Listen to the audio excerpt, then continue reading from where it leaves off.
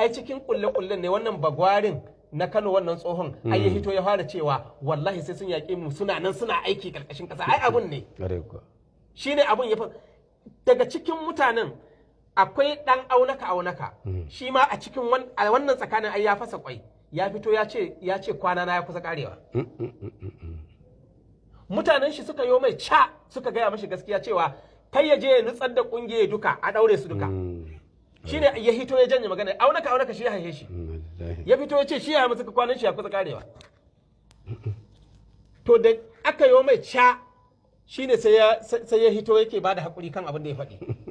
bari ku ji kayan mu ji sauran maganganu bismillah magana dan aunaka assalamu alaikum wa rahmatullahi wa barakatuhu wato a duk duniya komai idan kai kuskure yana da kyau ka zo ka nuna duniya kuskurenka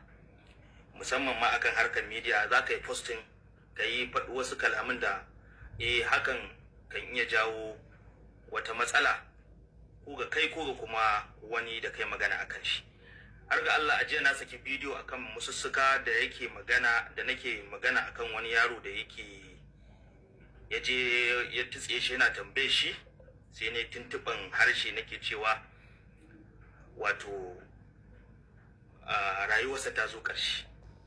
to wasu sun yi wa kalmar nan fahimta daban-daban a ciki akwai ban